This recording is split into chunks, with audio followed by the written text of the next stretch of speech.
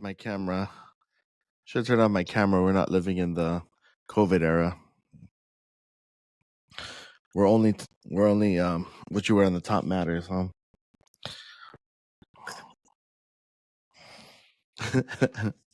Oh man.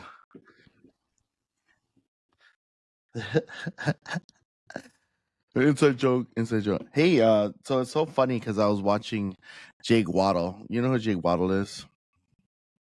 So Jake Waddle is one of the alleged Mr. Beast employees that had kind of whistleblowed on him. And so he did that expose with, Dog Pat. And then, of course, he did the interview and he was crying. So through that episode, I actually followed him. And then he does stand up kind of as a side thing. He's not that funny, but I guess he could be funny. But I like him just generally as an individual, as a person. He has some mental health stuff going on. But he Sounds did like a bundle of joy. He's a bundle of joy. I mean, like, I would say in terms, if we're to poll and measure favorability, I mean, he's at least in the 80s for me. Not like Kamala and Trump. They're very low. They're low in favorability. But sorry, I'm trying not to get into politics here. But so while I was watching his shorts, he was recording. His stand-up session, like he did a stand-up comedy session in some type of area, and then there's a balcony, and then so he does a balcony joke, right? Like a real quick one. Like I don't think it was scripted, but he did a quick balcony joke, and then someone from the audience is like, "Oh, is that like that One Direction guy who had jumped off the balcony?" And I was like, "Whoa, what is he talking about?" Because I mean, and you don't follow One Direction, which is perfectly fine, but he was talking about how Liam Payne had jumped off his 3-story balcony and plummeted to his death. And I was like, no way. Like, I thought it was just a joke and I didn't believe it. But, the incident just happened less than 12 hours ago. And, it's not shocking for you. I mean, I don't think you care too much because I find that very interesting when you don't care. It's like the news doesn't matter. But when you do care, it's like huge for you. It's huge for me. And I'm kind of sad because that means there's not going to be a One Direction reunion. I didn't know One Direction was still a thing. I mean, they're not a thing because, the solo artists, right? Everybody went through their solo careers, and everyone's doing well, I thought they just quit. I thought that's what happened to One Direction. What originally I thought happened? it was just they all decided to quit, and then I stopped hearing from them. So what happened was Zayn Malik had broken off of One Direction first, and One Direction actually survived pretty well with the other 4 members. So they were doing okay, and then I think then Harry Styles wanted to do his own solo career. Wait, Harry Styles is a One Direction? Yeah, he's from One Direction. I did not know that. Yeah, so is I mean, I don't listen to Harry Styles myself, but that is a name I've heard. Well, yeah. I mean, yeah, he's pretty big. I mean, and Zayn is pretty popular too. I mean, he was probably one of the most popular in terms of looks and singing ability. And then Niall Horan. You know Niall Horan, right? He was on The Voice. Nope. But I mean, now it's kind of funny because I feel like Liam Payne is probably in the headlines for probably not all the right reasons. Supposedly he was under the influence when a lot of it happened, and he was pretty erratic and trashed his hotel room before he kind of jumped off to his death. So, I mean, like I said, like it doesn't matter to you. We could talk about, BTS. We could talk about all these people. We both listen to different types of music, but I think that brings a neat perspective. I wonder if we could find songs that we actually both like equally or genuinely, which I don't think so because our taste in music is just way so different. I mean, I don't know if it's different. Oh, I'm pretty I sure it's feel different. like I have a very large range of musical taste. I think the only thing maybe we won't find any commonality is like when it comes to Top 40 R&B country. pop. Oh, you don't like country? I'm not a big fan of it. Oh Oh, yeah, I love country country. and I guess like modern pop songs, like the pop songs that came out in modern times. Like actually, most modern songs right now are very country influenced. Maybe that's why you don't like them. Like I would say the top 10 right Could now is mostly be like probably modern country like songs. I don't listen to Sabrina Carpenter. I don't Oh, listen I like Sabrina Carpenter. to Dua Lipa. I don't listen to Wait, you don't listen to these people? no. I don't. I don't listen to Chappell Roan. Maybe you're not gay enough. Also, is that was that? I'm not a. You're not homosexual enough. That's the issue. Why would I? What? I'm not even homosexual. I know. That's what I'm saying. Whatever is on the spectrum, I'm sure. Oh, uh, wow. Benson Boone is number 3 on iTunes with Beautiful Things. That's surprising. That's the song whatever. that keeps I on don't listen giving. to What about Benson whatever Boone? You don't listen to Brat Benson Boone? is. You don't listen to Benson Boone? Who's that? Oh my gosh. Maybe. Well, I knew this of you. You're not kind of a modern day era type of listener. Like I do you're listen to definitely not. modern day music, just not Well, how do you not not know who modern Benson Boone is then? modern pop music. Okay. What would I was gonna say Benjamin Button just released a song, but Breaking Benjamin just released a song. Oh And it's really? I didn't know that. I number mean I one do right listen to now. Breaking I know. Benjamin. I thought it was Breaking Bad at first. I was like, why Not would they? Breaking Bad, sorry, Breaking Benjamin. Well, I was also thinking like, why So would they release one? I mean, lately I just been overly obsessed with the new Linkin Park songs. Linkin Park song from League of Legends. That's the Not funny even thing just is League that of Legends. Like they released two singles. One was for League of Legends. Another one was a separate one, or in this for the new album. I mean, I'm a Linkin Park fan. I mean, I just because the rapper was a Filipino, I thought that was pretty representative of my peeps. Chester. Yeah, That's the only reason. that's all. Well, Not even the songwriter and rapper Mike I Shinoda. mean, He's like, Asian.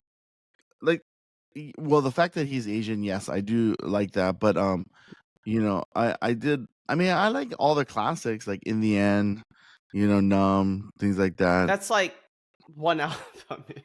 I know. Well, that was back in the days. I mean, they're not a young band. That's really back in the day.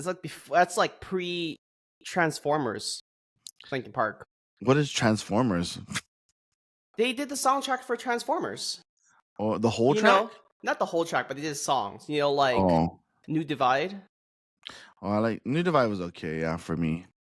Wasn't like I their loved all their best. songs, like all the ones that Like people I didn't like. even like. Didn't they sing "Crawling in My Skin"? Or is Yeah, that? Yeah, I mean, that's the kind of music that I liked about them. I'm not a huge rock band type of enthusiast, but I mean they were all the way in the '90s. yeah, I remember. That's I remember oh, their first. I remember. Well, I became a fan when they released when they first released Hybrid Theory. I forget which album that was, but that was like when I became a huge fan. Was oh, Hybrid is Mike Theory. Shinoda both Japanese and Filipino? I What is don't his know. ethnic origin? I don't even know. I know I that just he was a rapper, and I knew that he was. I mean, for the most part, Filipino. That I thought, but I like him wait. the most. I thought you were talking about Chester. Was Chester Filipino? I I don't know have the no difference. idea. I don't think he is, but They're just like the first Asian I American band, right? You were the first Asian no. American band, I mean, Linkin Park. to be honest, I didn't even know one of them was Filipino. Mm.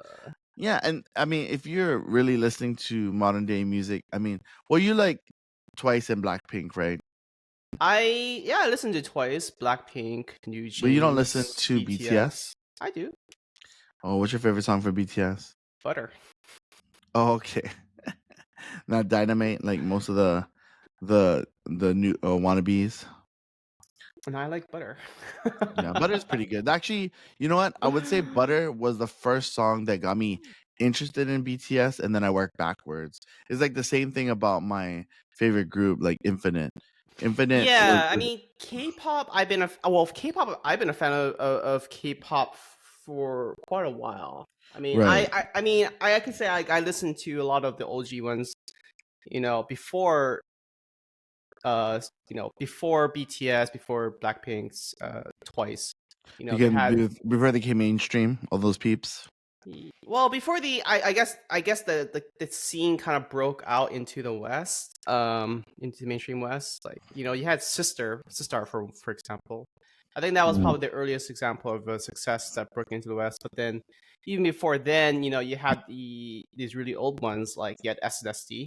That was like probably one of the biggest girl K-pop bands back in the early 2000s, I I think. know. I didn't realize too that um K-pop has like several Yeah, they generations. have several generations. I think they were.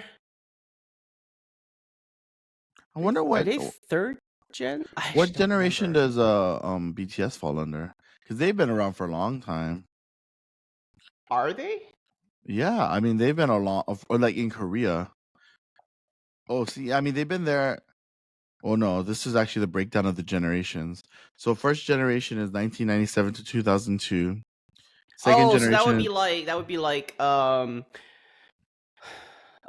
Rain and yeah, like the way back, like EXO.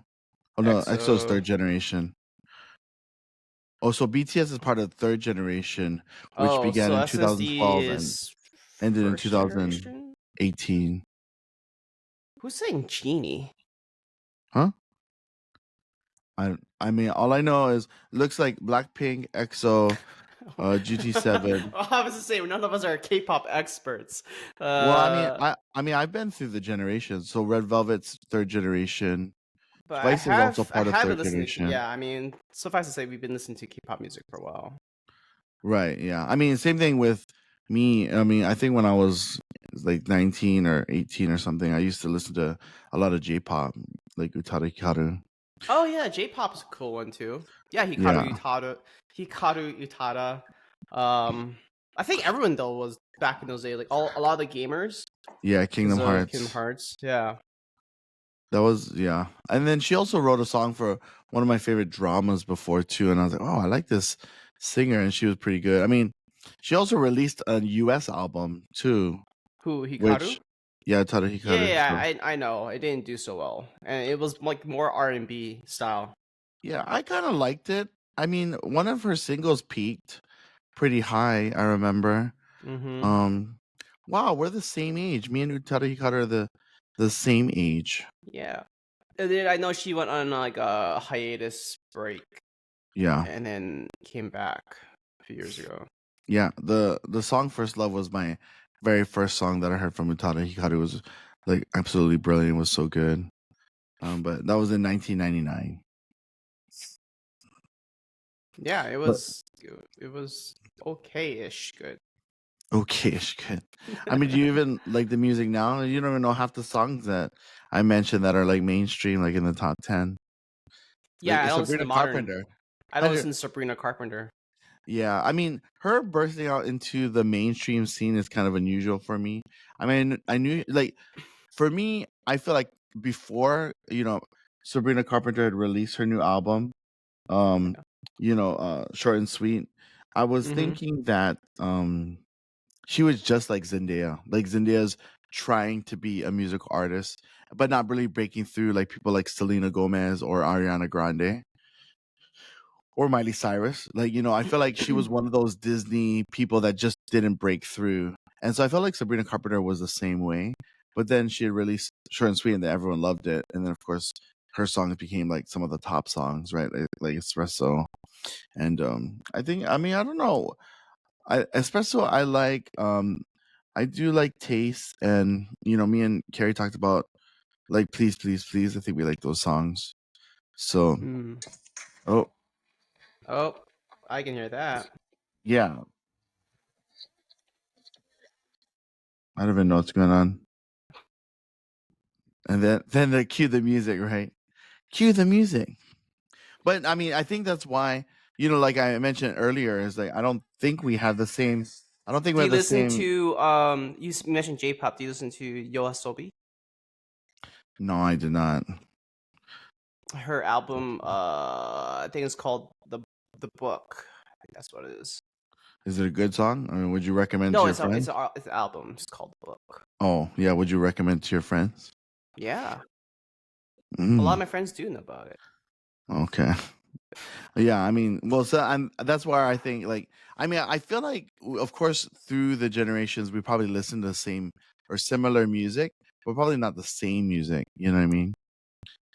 Like me growing up in 2009, I listened to Nickelback because they're so popular. Nickelback Yeah, was pretty Nickelback popular. I listened to. I mean, I was kind Yeah. of So forced to. 2009, I recall Nickelback, Kelly Clarkson. Mm-hmm. She just released her second album. Kelly I know Clarkson. Pink was Yeah. pretty popular. She was always in the Oh charts. yeah, yeah. I listened to Pink. Yeah. I was always, 2009 was such a pivotal moment for music for me because that's when I was like watching the charts every week, making sure that, for me, Carrie Underwood was up there in, the top 10 or top 15. But she had a kind of weaker second showing, second album. Her first album, Some Hearts, was pretty strong. But I mean that one went 6, 7 times platinum. I think it's probably eight times platinum. Which, back in the days, I feel like that was the measure of a good album, like your album sales. Now it's just streams, and Taylor Swift is dominating that across the Well, she's board, also right? dominating album sales too, right? Oh yeah, I mean, she used to. I mean, I used to always watch first week sales, and she was the only artist that could break a million first weekend sales, aside from Adele. So Oh yeah, Adele. That was a yeah, big and one. I was listening to Adele when she released 16, and when I used to go karaoke a lot, I always used to I uh remember your song "Chasing Pavements." yeah, Chasing Pavements. That's when you Yeah, know you're OG, man. I was before all the Adele hype, listening to I Chasing was. I think Pavements. I became a fan at 19.